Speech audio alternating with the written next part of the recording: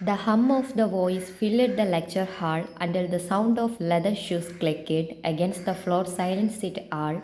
Professor Kim Tae-young entered. Tall, fitting perfectly against broad shoulders, he carried only a slim file of papers, and the weight of his presence pressed the room into obedience. Assignments, he said, his deep voice echoing across the room. Chairs scraped as students shuffled forward to place their work on his desk.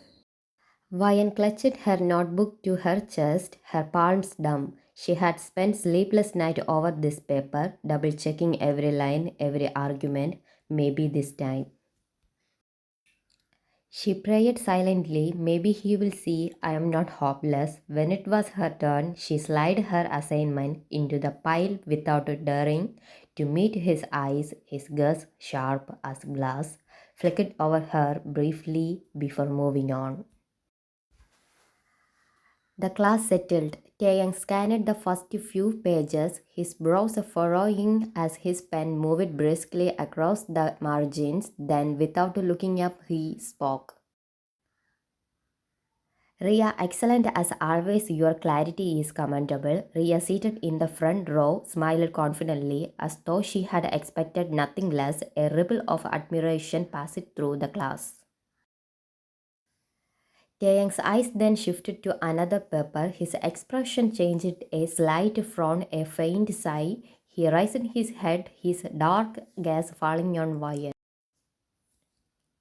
Vian, he said, the name rolling off his tongue with a sharp edge.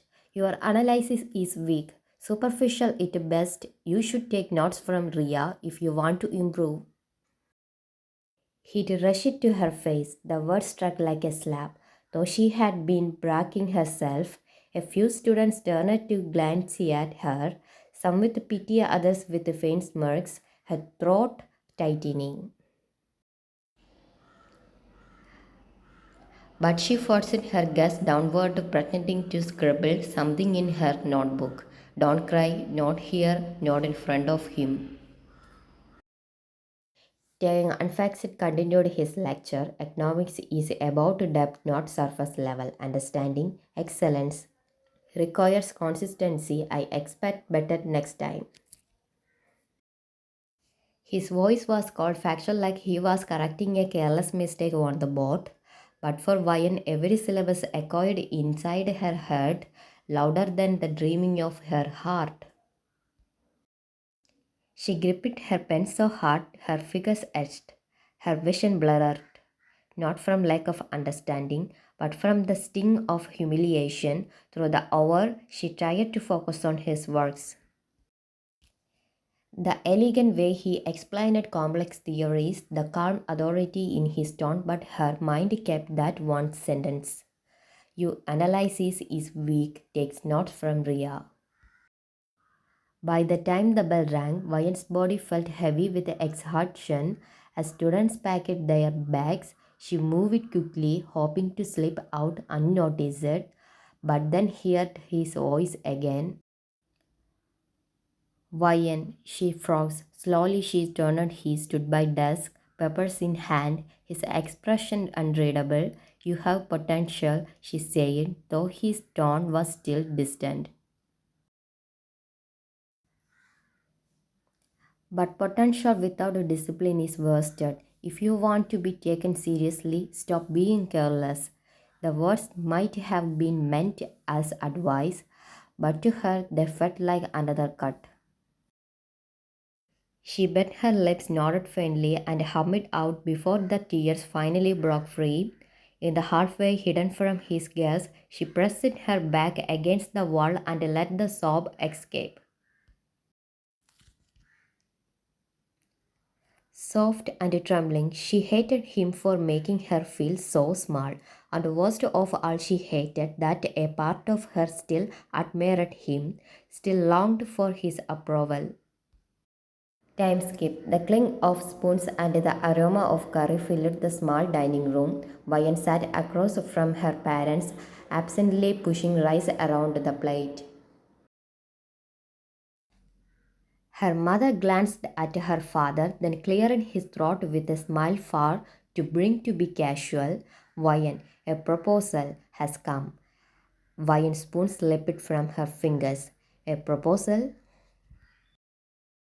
She wasn't even 23 yet. She had just started finding her footing in research. Her father leaned forward, eyes sparkling with pride. It's someone you know, Professor Kim Tae-young. The word slammed into her chest like a physical blow for a moment. She thought she misheard. Her cold, exacting professor, the man who never saw her without comparing her to someone better, wanted to marry her. Her mother clasped her hand together. Just imagine a daughter married into such a respectable family. He is intelligent, disciplined, from a good background. Every parent dreams of such a match. Vian stared at them in disbelief. Respectable, intelligent, disciplined, yes, he was all those things. But he was also the man whose words left her crying into her pillow at night. The thought of being bonded to him for life made her chest constrict. Do I have a choice? She whispered. Her parents exchanged a quick look. Her mother hesitated before replying. Instead of a lifetime together, her father chuckled proudly. See why in such a maturity. He knows exactly what he wants. Why an eyes burned. What did she want? Did anyone care? Of course, dear, you do, but this is a golden opportunity. You will be secure, respected, think of your future. The next evening, he came.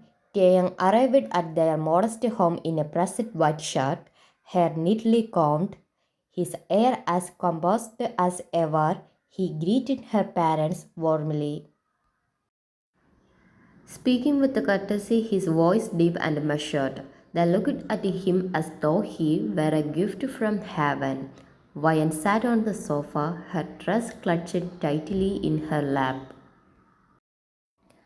Her heart pounded as she waited for him to acknowledge her. Finally, his gaze landed on her for a moment. Something flickered in his eyes, recognition, perhaps, but it vanished quickly. Replace it by the same neutrality she was used to in class, marriage. He began, folding his hand in his lap. It's about stability and understanding. It is not an emotional decision but a practical one. Our families believe this is a suitable match. I agree. Her throat went dry, not warmth, not tenderness, just a business like a proposal, as if he were discussing a research collaboration. Taeyang continued, his voice calm. I do not promise extravagance, but I can assure you of responsibility and respect. If you are agreeable, I believe will be a good match. Her voice barely audible, yes, her mother's smile bloomed instantly. Her father clapped his hands in joy. They began discussing dates, rituals, arrangements, but Vian sat frogs, her mind echoing with a single thought. He doesn't want me, he wants a wife. I am not chosen, I am convenient. The wedding hall sparkled with golden lights, strings of roses hung from the ceiling, music echoed and laughter rang out from corner. Guests complimented the arrangement, the food, the grandeur of event. But beneath the crimson veil, Vian eyes were not bright. This is real. I am marrying him, a man who has never once looked at me with warmth. King looked calm, dignified expression. The crowd whispered admiration. He looked every bit the groom from a storybook, but when his eyes flicked briefly towards her, she saw no affection, only composure. The priest called for vows, the scarlet flame casting light on her trembling face. She stole a glance at Tay. His posture was straight, his step steady, his jaw firm. It was a thought he were performing another duty, like grading paper or attending a seminar. Each word they repeated echoed in her ears, hello and heavy. Protect, respect, support. Words were easy, living them was not. Time skip. That night her new home was quiet. That bridal jewelry weighed heavily on her skin. She sat on the bed's edge, staring at her ring finger, her heart pounding in anticipation of what marriage means. Closeness, affection, intimacy. The door opened. Tang stepped in, removing his watch, loosening his collar. He glanced at her briefly before walking to the wardrobe. You should rest, he said matter of factly. Setting his things aside, tomorrow will be busy. No smile, no tenderness, not even curiosity about the woman now sitting as his wife.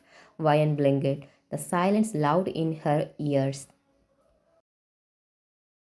She wanted to ask, do you feel nothing? Not even tonight, but her voice launched in her throat. She shifted, adjusting her dress nervously. Yes, she whispered, her voice soft in barely reached him. He nodded once, dimmed the lamp, and lay on his side of the bed, his back turned towards her. Vian lay down slowly, her tears slid into the pillow. The lights outside the window glowed with celebration. But within the room, shadows pressed close. Her wedding night was not the beginning of a love story, it was the start of a silence. Morning sunlight streamed into the kitchen as Vian stood at the stove, carefully brewing tea. She remembered how his mother had mentioned it, that tea like it strong, with just a hint of cardamom. She measured everything twice, wanted to be perfect. When she placed the steaming cup before him at the dining table, he lifted it, took a sip, and gave a curt nod. Good, he said. Not thank you, not delicious, just good. It was enough to make her heart flutter with relief until he added, Ria used to bring me tea during late night research session at the university. He knew exactly how I liked it too. The warmth drained from Vian's chest. She forced a small smile and excused herself, hiding the sting that rose to her eyes. Days turned into weeks. She decorated the home with fresh flowers, prepared his favorite dishes, even ironed his shirt with care. She thought maybe he would notice, maybe he would see she was trying, but every effort seemed to circle back to the same name. Rhea has just published it in the International Journal. You should think about writing something substantial to Vian. Rhea presented at the conference in Oxford. You could learn from her discipline. Ria's research was prized by the Dean. If you put your mind to it, perhaps you could aim for that level one day. Every time the knife dug deeper, she nodded politely, but inside her spirit cracked a little more. One evening, she worked for hours on her own paper draft. She had read, researched, scribbled notes until her fingers cramped. With a trembling hope, she placed the neatly typed pages on his desk. He skimmed them quickly, his pen tapped against the table. This lacks depth. It does not stand against rigorous critique. His eyes lifted to her, indifferent. Ria's proposal last week was far more compelling. The words slammed into her chest. Her breath hedged, her hands trembling. Ria again, she whispered, Her lips curved into a brittle smile. Always Ria. She stepped back, her throat burning. Do you even see me, Taeyang? Or do you only see who I am not? He blinked, startled by her sudden sharpness, but before he could reply, she turned and walked quickly to their bedroom. Behind the closet door, Vine sank to the floor, pressing her palms over her face as silent sobs shook her shoulders. I left everything, my parents, my home, my freedom, only to live in another woman's shadow. She had thought marriage meant companionship, maybe even love, but here it felt like she was always second best, and a terrifying thought whispered in the corner of her mind. Maybe I will never be enough. After some days, the aroma of saffron and roasted spices filled the kitchen. Vian stirred the pot carefully, tasting, adjusting, tasting again. Tonight she wanted everything perfect. It was not just about the dish, his favorite, but about the courage she had gathered over weeks. For days, she had been secretly working on a research again idea of her own. She poured herself into it line after line, revising late into the night when he slept. For once, she wanted him to see her work, not Ria's shadow. She laid the dining table neatly, crisp tablecloth, polished cutlery, two candles glowing softly. On his plates, she set the printed pages of her draft tied with a silk ribbon. This looked different. I thought we could have dinner together. Vian said. Her voice tingled with a fragile hope. She gestured to the peppers. And I want to show you something I have been working on. He sat, untied the ribbon, and began to read. Silence, stretched as his eyes scanned the pages. Vian stood across him, fingers twisted together, waiting. Finally, he exhaled. He tapped the paper lightly. Your methodology is vague. It won't hold up in a serious seminar. You will need to start over. Her chest tightened, but she forced herself to ask, but do you think it her potential? He shrugged, uninterested. Not really. Ria's research more better than this. I said you again and again you should learn from how she structures her arguments. The words blurred as her heart lurched. He again compared to you with her. Her hand slipped the plate she was holding, crashed to the floor, shattering into pieces. Her breath came fast, her chest rising and falling as tears welled in her eyes. Enough, Taeyang. The words ripped out her throat, raw and trembling. He frozen, pencil in hand. I'm not Ria. Her voice broke, echoing against the quiet walls. I will never be Ria. Do you know what it feels like living in someone else's shadow? To have your husband look at you every day and only see what you are not? Tears streamed down her cheeks now, unstoppable. She pressed a hand to her chest as if to hold herself together.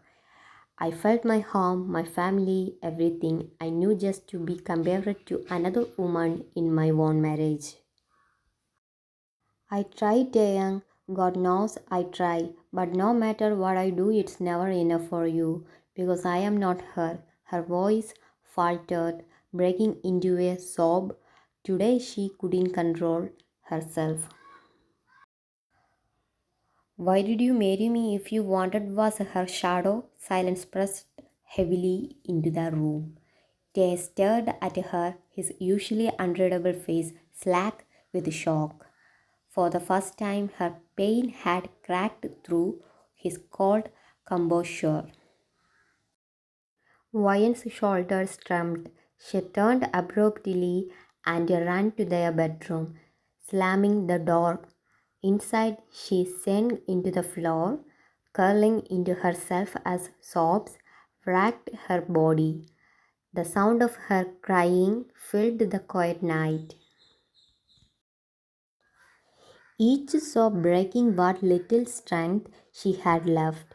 On the other side of the door, they stood frozen, her words echoing in his ears louder than the shatter of porcelain.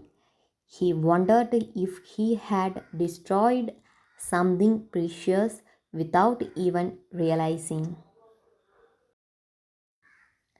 Timescape. The house was unnervingly silent. They stood in the dining room, his gaze fixed on the shards of porcelain scattered across the floor. The food had gone cold, untouched, and the ribbon that had tied Vian's research draft lay limp beside papers he had dismissed without a second thought. Her words echoed again and again in his mind. I'm not Rhea. Why did you marry me if all you wanted was her shadow? I see you, Vian. I should have seen you all along. For years, they had prided himself on discipline, on detachment. Emotions were messy. They clouded judgment. He valued excellence above all else, and Ria had embodied the excellence as a student. Naturally, he thought comparing Vian to her would push her towards improvement. But tonight, as he replied, the tears in Vian's eyes, the tremor in her voice, a heavy, uneasy coiled in his chest. Was it motivation he had been giving her or cruelty? Later, he stood outside of their bedroom door, hand lifted to knock. He could hear faint, muffled sobs from within. The sound pierced him in a way he had argument expected. He lowered his hand. He had ever been good with apologies. Never had to be. As a professor, he corrected, guided, criticized, and his students accepted it. But Vian was not a student. She was his wife, and he had failed her. Sleep eluded him that night. He sat at his desk, staring at the half written notes of his own lecture. His mind elsewhere, every detail of the evening replied in brutal clarity. Her careful hands trying that silk ribbon, her fragile hope in her voice. The way her face crumbled when he mentioned Ria again, guilt pressed on his like a weight he couldn't ignore. In the dim silence of the room, he whispered words he should have said aloud.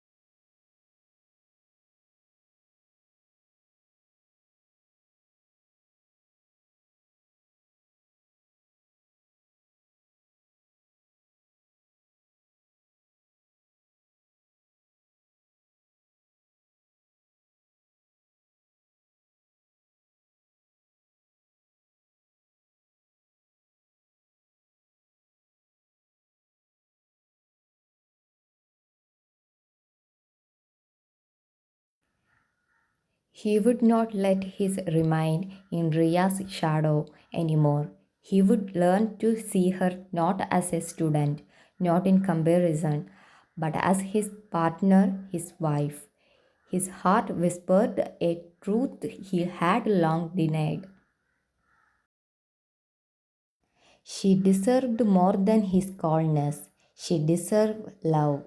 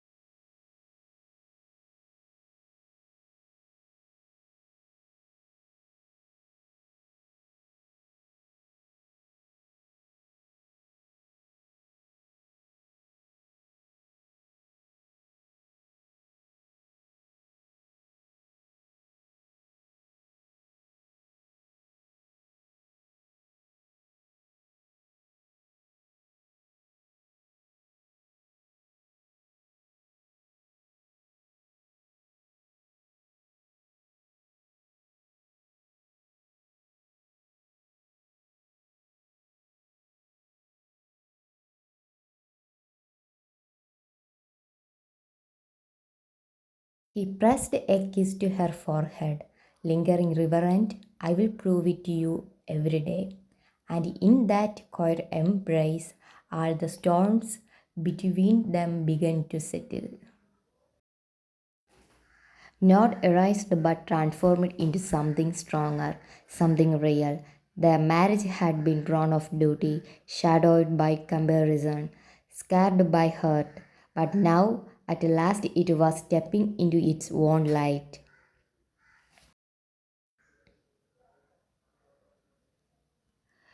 With forgiveness, trust, and the first true glimpse of love.